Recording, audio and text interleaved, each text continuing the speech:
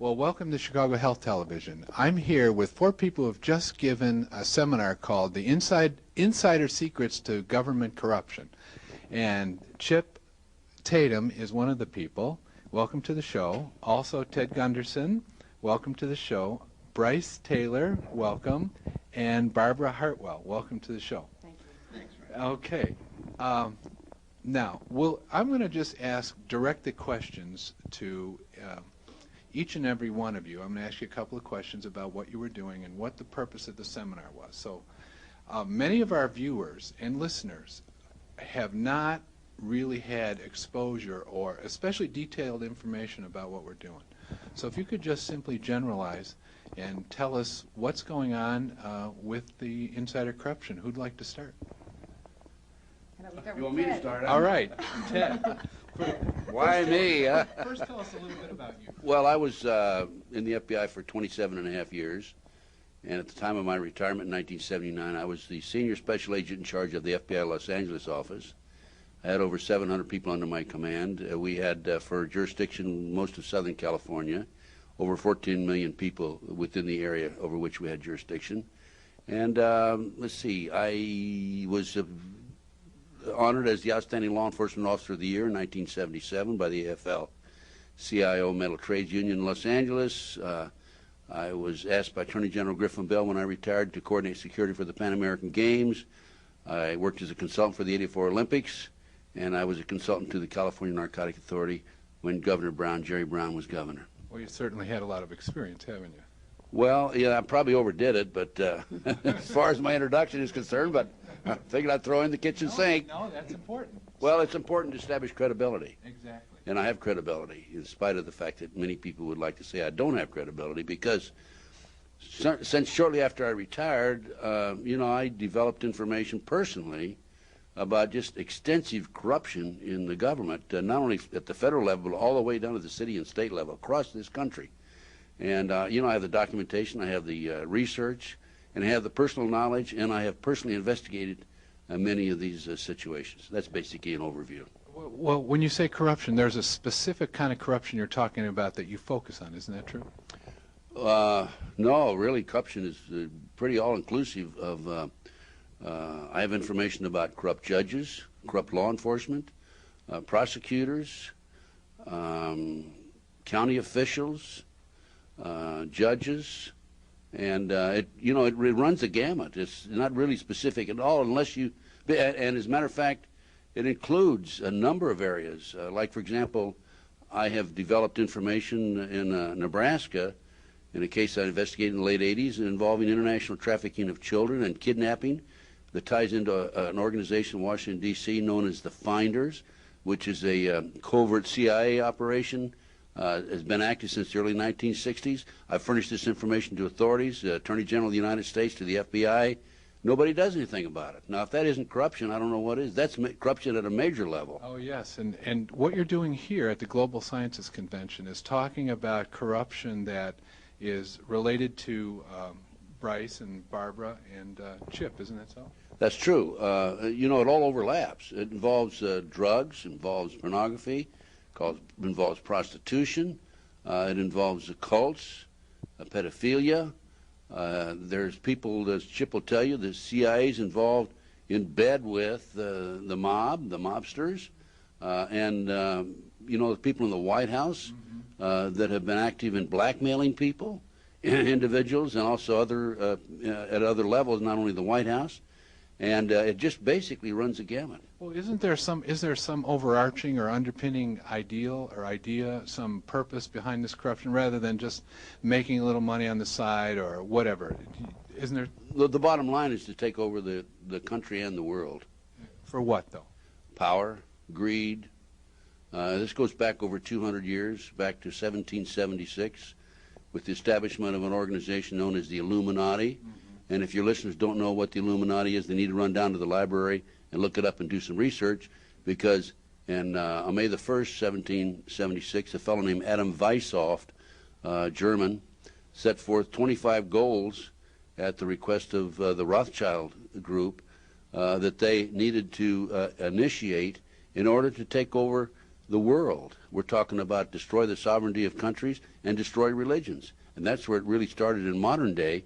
And right today, believe it or not, and we have the documentation for this, we are probably 90%, their goals have probably been filled at the great rate of about 90%. And what's happening now? Well, we have, for example, executive orders by the president. Executive orders were established initially for the president to give orders to departmental heads. The presidents of the United States have actually set up executive orders with unlimited power, bypassing the Constitution. And if and there's executive orders in place today that can take over all banking, take over all forms of transportation, take over the harbors, take over air transportation, take over industry, take private property away from us, and the list goes on and on and on. And also there's an executive order in place that the president can declare martial law in the event of a national emergency, in which case we have a dictatorship. I'm not sure we don't have a dictatorship today. It's probably a socialist government, totalitarian government. And aren't we close to some kind of national emergency right now? Well, there's a possibility of biological warfare, and we just had a scare out of Las Vegas, Nevada, anthrax scare, and yes, I think there's a good possibility that could come down. Now, a fellow named Larry Wayne Harris, who was apprehended by the FBI in Nevada recently, in fact, it was on February the 18th of this year, they thought he had some anthrax in his possession. It wasn't. It was some not antibiotics, but anti-serum vaccine. Vaccine. And fortunately, that was true. But at least one good thing came out of that. It alerted the American people as to what the problems were and the possibilities of what could happen to us. Okay, now your seminar here tonight. I want to go on to a couple of the other guests here.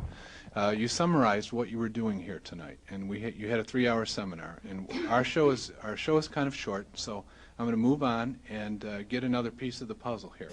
Brice, what about you? How about you introduce yourself? Yes, my name is Brice Taylor, and I'm an intergenerational satanic ritual abuse survivor and government mind control survivor.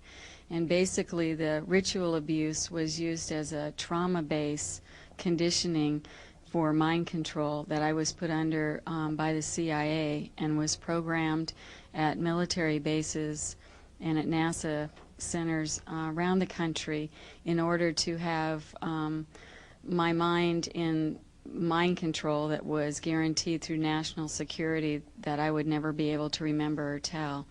However, due to an accident that I had, I was able to start having flashbacks, and I started remembering being prostituted and used in pornography. From the time I was very young, used in child pornography, and then as I grew older, I was used by different presidents and governors, and I was flown in helicopters to different areas in Hollywood to be used by some of the people, the actors in Hollywood, as well as being used by different, like I was saying, different politicians. But Henry Kissinger was involved with creating a lot of my high-level programming, where he was able to use the technology that they had gleaned in all the research that was done to create in my mind what he called government mind files, where I was programmed to have a perfect photographic memory, and I was used to, as a human tape recorder of sorts, to pass messages between the officials and the global elitists that are planning to bring in the New World Order. And that was the point I was thinking of. It. All of that you were used for on the service of this New World Order. Is that right?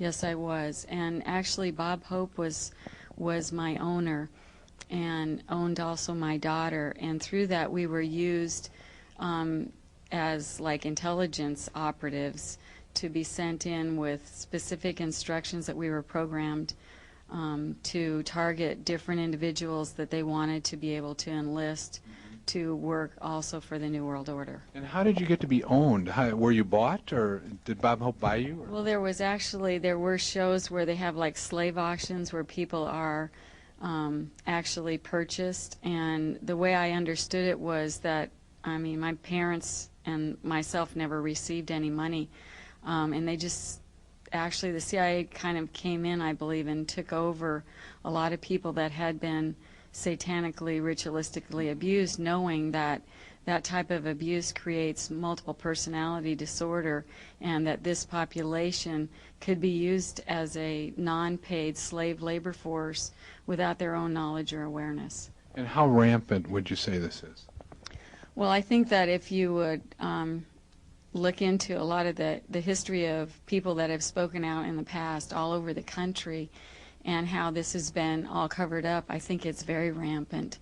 And I think that there's people that have been programmed and used that are coming out now and speaking out. And when I speak at mental health conferences where I help psychiatrists and mental health professionals help deprogram and their clients, there's a lot of people now that are coming forward naming the same people and the same agenda of the New World Order, and are in need of information to help their clients deprogram. And well, later you'll get to say a little bit about how some people may get some help watching our show, or our listeners, from you. And thanks for sharing that with us. Now, next, I want to move over to Chip from the Tatum Files. Is it Tatum Files? Tatum Chronicles, I'm sorry, yes. Would you say, you've been on our show before, and would you say a little bit about yourself and how you've contributed to this seminar tonight? For over 20 years, I was a government spy working for the Defense Intelligence Agency, the Central Intelligence Agency, and the United States military intelligence entities in various capacities throughout the world in varying positions. In the primary years, I worked in the Southeast Asia environment. In the mid-'70s, I moved into Yugoslavia, Czechoslovakia, Romania. In the early '80s, I went into what people know as the black helicopters flying around in military operations in Task Force 160, based out of Fort Campbell, Kentucky, under the control of the National Security Council. From there, I went into Honduras and Nicaragua as a special operations CIA pilot flying for Ollie North and the National Security Council, bringing drugs into seeing the drugs were brought into the United States. We simply brought the drugs out of the Contra camps into designated areas in Honduras. They were then transferred into military and civilian aircraft and brought into the United States, dispersed to our children around the United States. Now, are those drugs, this is getting off the point, but are those drugs, are they used somehow in the mind control with people like Brice and whatnot? Well, some of the drugs that we were producing in the Contra camps, we were not only producing cocaine in the Contra camps, but there was a small bulb, green bulb, that we would produce a chemical out of. It comes from the nightshade family, and it's nicknamed Burundanga, the voodoo drug, and we would utilize that as a controlling agent for most of our activities. Yes. I see.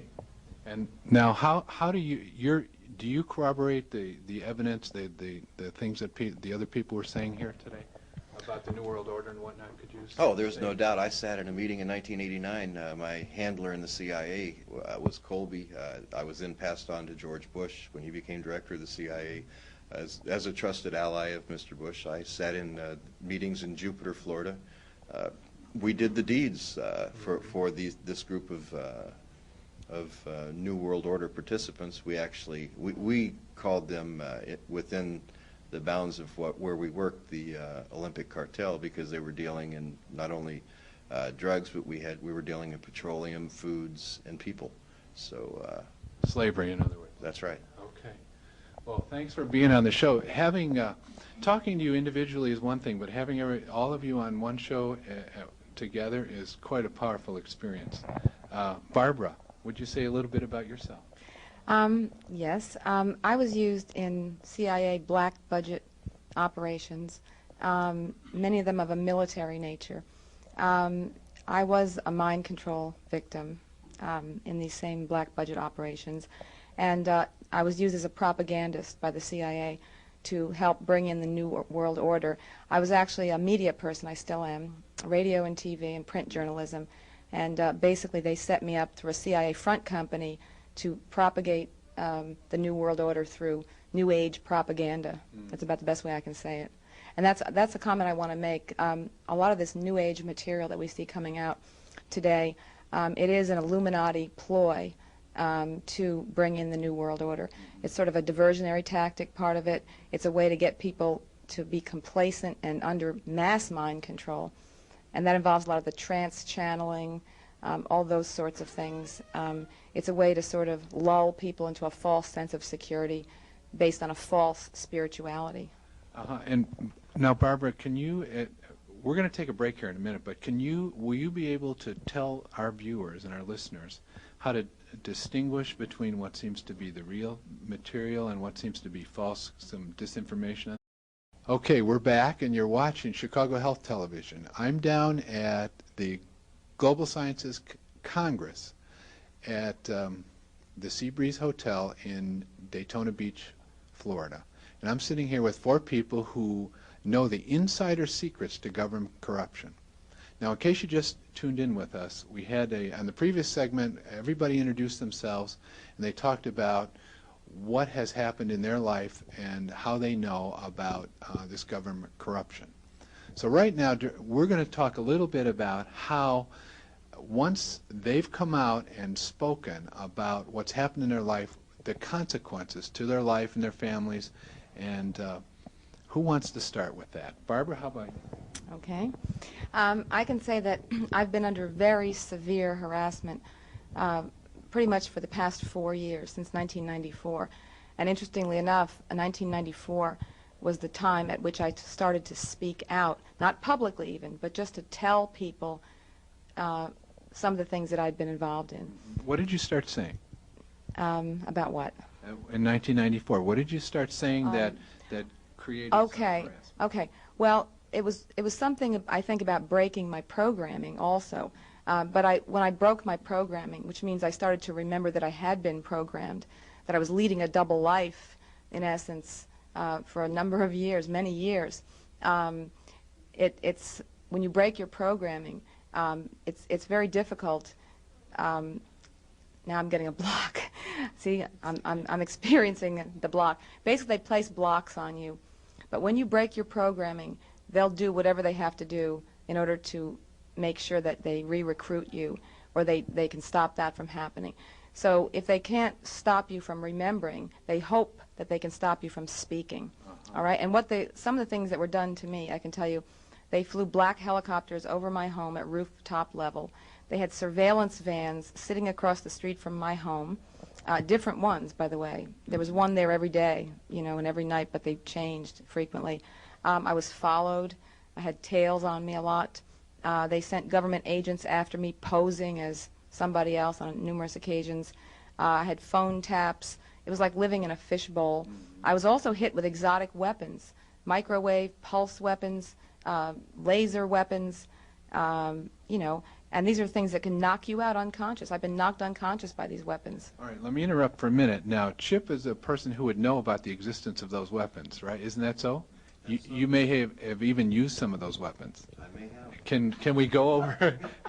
You may have. Right. I know you may have. Now, could you say a little bit about that, about those weapons? I can say that I was a pilot of what they call the black helicopters. We based out of Fort Campbell, Kentucky. Now we're out of several different areas with those aircraft. I can say that I flew test platforms for the government that we would drop an antenna out of the back over a mile long to test electromagnetic waves, microwaves, and so forth.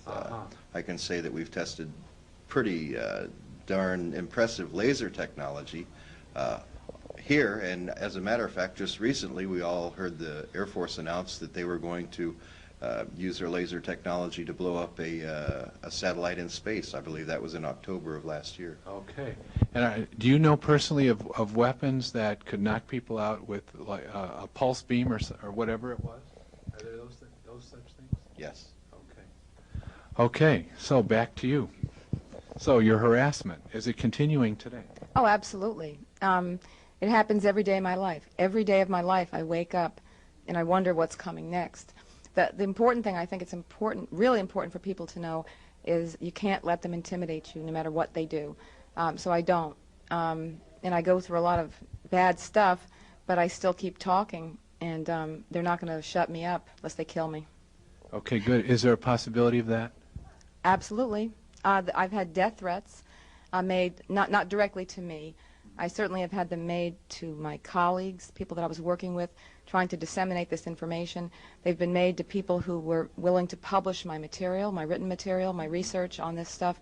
Yeah, it's definitely a very risky thing to do. Yeah, I'll bet. It's scary to be right when the government's wrong or something like that. Yeah, you got that right. Okay. All right. Now, who else? Brice, how about you? Will you say a little bit about what happened with you?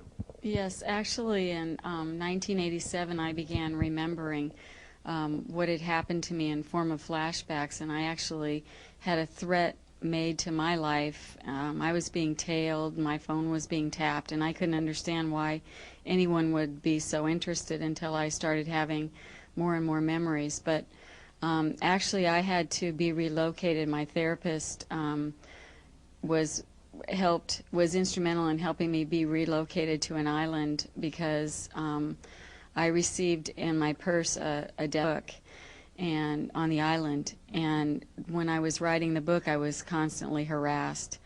My car was totally demolished. Everybody that was helping me, their tires are slashed, and I ended up having to move from place to place to place in order to stay alive. I lived in like 6 different states in just a very few years trying to get this book together so that I could go public and stay alive to help my children one day. And you know, I've had the helicopters over my house too. I've had my phone tapped. My phone is always tapped. And the most recent incidents that I had was when my office was totally destroyed by fire on January 1st of this year, as I was helping other survivors and people with what I know as the latest brainwave technology. So it just continues, and then if I didn't think it might have been an accidental fire, they delivered 2 bags of ashes to my home that was from this fire. Are you afraid for your life? Actually, I would say that that's a very large possibility. However, I'm really more afraid of living in a society where this continues to happen and where my children are being abused and everyone else's. And so I'm not afraid to die if that's what it takes. I totally lay my agree. life down. I totally agree. And I want to say something about the car stuff that she was saying. That I was spending at one point an average of $100 a week on car repairs. They repeatedly hit my tires, my timing belt, my radiator, my brakes. They cut my brake line. And they don't want us going anywhere. They want to keep us in a state of virtual, like a hostage. I was actually living in a motel for almost 2 years under unofficial house arrest and with no transportation. That's how bad it got until Ted stepped in and told me to get the hell out of there no matter what it takes. And it took him to break me out of the trance, even thinking that I could get out. Uh-huh. And Ted has been your deprogrammer? No. Ted has been my friend, I would say. And Ted is a person that has helped me out. He has been following my case. He has been documenting my case, and he has made depositions so that if anything happens to me, that he, as he says on the deposition on video, we will know why. Okay. Well, thank you. Ted was also instrumental in helping me when I was attempting to get out initially, and ways to stay safe and ways of security and what to do and how to document all of my memories and send them out with safety letters so that if anything happened to me or my children, that everybody that has my material was instructed to make it more public. How did Ted initially get to both of you? I was referred to Ted through a doctor, a therapist in California, Dr. Catherine Gould, who is been very instrumental in this whole thing of helping ritual abuse survivors mind control. And Barbara, how about you? I met Ted last August at the Global Sciences Congress, where I was a speaker. Ted, How about you now? Since your involvement with, you were a government employee and everything, and now you're investigating the government, what's happening? Well, let's see. I really saw no signs of corruption when I was in the FBI. We had a great organization. And frankly, if I had, I would have made an issue out of it. I retired, and I took on a case, triple murder out of North Carolina. I don't want to go into details. We don't have time. But making a long story short, I obtained a confession from one of the assailants. There were 7 people involved in it. And this was a girl that told me that the Dr. Jeffrey McDonald was the case, did not commit those murders. They were committed by my satanic cult group. I went on public television and radio, and people just came out of the woodwork from all over the country, told me the same basic story. And even though I knew nothing about satanic activity, I said, you know, there's got to be something to this, because these people would not, under any circumstances, be able to furnish the same information unless they were individually involved in this. So that's where I first went public, and then after that, the harassment has been, you know, really quite intense at times. Have you had death threats? Well, I've had 6 attempts on my life. Is that so? Yes, I've had 3 occasions when gunmen were after me, and by divine intervention, I didn't go where I was supposed to go. Strictly by divine intervention, believe me. And I've had the other attempts on my life. The last one was in spring of 1993. I was back in Nebraska investigating what we call the Franklin cover-up book, which involved pedophilia, pornography, prostitution, satanic cult. Some of the leading businessmen in the state of Nebraska were identified by the children. 80 children came forward. And these children, these perpetrators have been named in a book, so you don't have to worry about a lawsuit. The Franklin cover-up by John DeCamp, Harold Anderson, past publisher of the Omaha World Herald, Bob Wadman, chief of police, Omaha, was named. Eugene Mahoney, who's head of the Nebraska Forestry Service, was named. Other leading citizens were named by these kids as being pedophiles involved in this ring. But anyway, the last time an attempt was made on me to harm me, I was driving from Omaha to Lincoln, and the lug nuts had been loosened on the right front wheel and the left front wheel of the car, and it came off when I was doing about 75 miles an hour. And I was able to control the vehicle. But this is just, these are the more serious attempts. Otherwise, I've had surveillances. I've had telephone taps, and I have a way of checking to see if I have telephone taps. In fact, I did it in a very logical manner. I had an individual call me, and use a certain name, a name that he never used with anybody else, and within a few days after he called me, he received a phone call at that number, his wife did, asking if so-and-so lived there. So there's the only place somebody could have picked it up was off telephone tap at my number, right? Exactly. And so those are little techniques that I know about in order to check it out. On the surveillances, you know, very frankly, I chase them out of the neighborhood. You do? Ted, tell them how somebody canceled your plane reservations on the way here. Well, that's right. But I mean, I had, what I do, when I have a surveillance sitting outside my house, I put on the gun, of course, and I go out and I drive by about 3 miles an hour and just look at him. And I do a U-turn and come back 3 miles an hour and look at him. Then I do that about 3 times, and I come in and right behind him and sit and park and look at him in the rearview mirror. And they get fidgety and they start. Well, I had one guy take off and run a stop sign on me. Really? Can anybody use that technique, Ted? Well, not unless. I'm going to remember that. Well, it's very effective because it intimidates the hell out of them. Mm-hmm. And.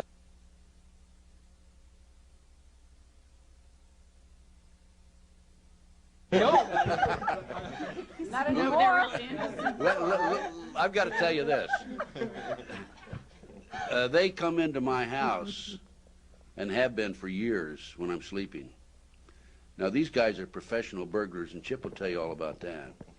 And the reason I know they come in and out periodically, is because they leave little signs. For example, one morning... That's right. Calling cards. CIA calling cards. Just to harass and scare you. Oh, absolutely. Yeah, I had a just pen in my house, they were there. a U.S. government pen. It said U.S. government skillcraft. It was left on my dresser.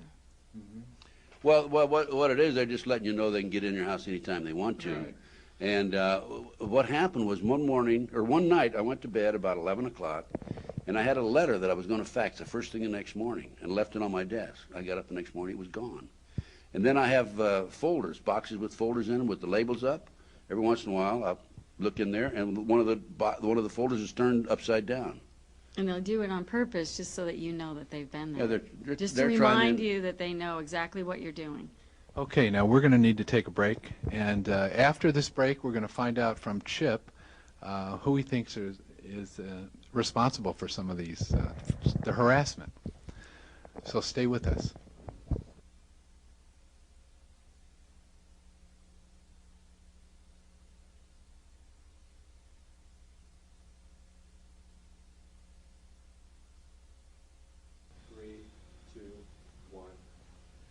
Okay, thanks for being with us. We have a very powerful show here tonight, and we're returning to Chip Tatum, who's going to tell us a little bit about who's been doing the harassment.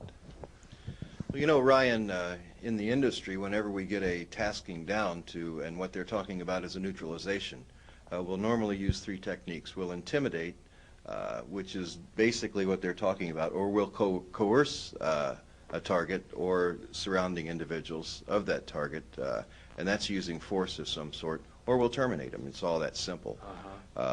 It's hard to say exactly who it is, but it's whoever has something to lose, and I think these ladies can probably tell us better than anyone who it is that has most to lose by them coming forward. Well, you know what strikes me, and I'm thinking about some of the viewers out there, and I'm trying to talk a little bit from their perspective.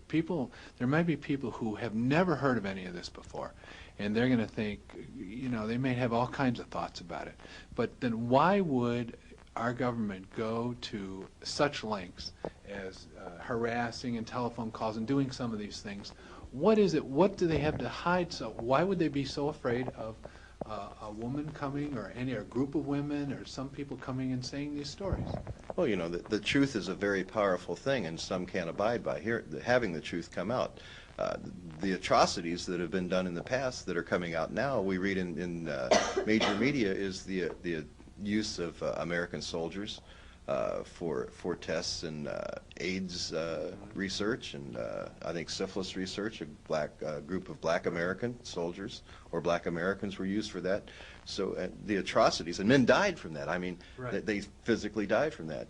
It's no different than today. People actually die from the things that these women were used for. I'll tell you that now. Whenever we needed, in the agency, if we needed a talent, if we needed someone to come in that could get close to our target, for example, there was one that we had in Vietnam. We needed someone to get close, and she actually used a knife that had a ice pick edge, and then she'd use venom on the end of it. It would be placed in the base of their skull, and she would assassinate them while they were making love.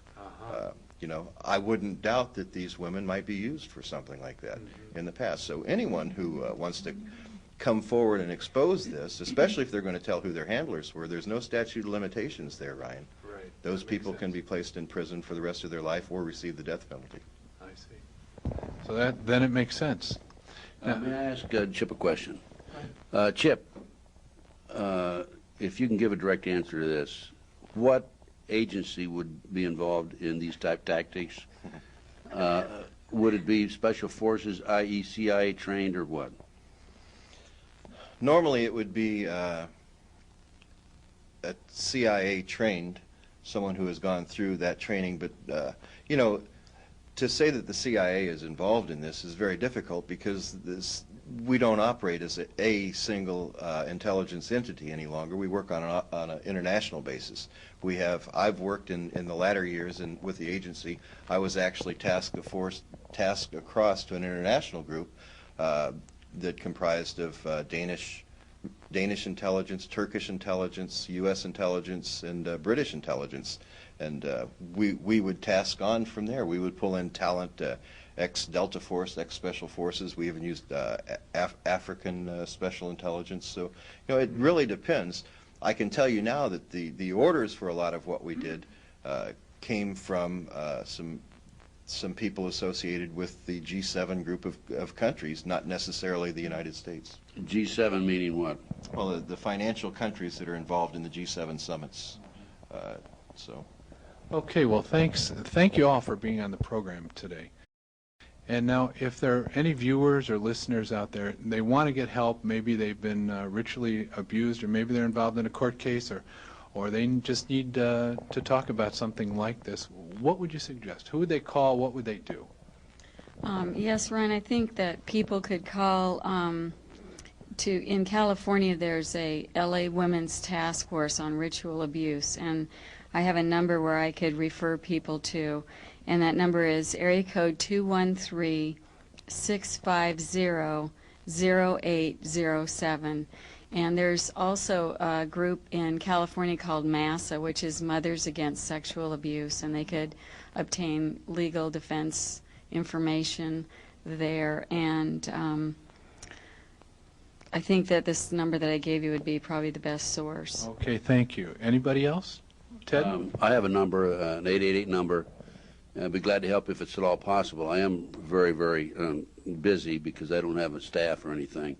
But my 888 number is 888-609-2916. Okay, thank you. Now, Barbara, don't you have a foundation you're working with? Not a foundation exactly.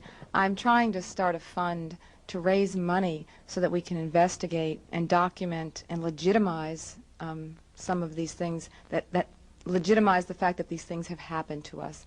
I do have that, but there's really no phone number that I can give connected with that, because at this point it's my home phone number and I really don't want to give it out. Okay, fine. So, go ahead. Yeah, well, another suggestion I have is that people call my 888 number and ask for a copy of my research.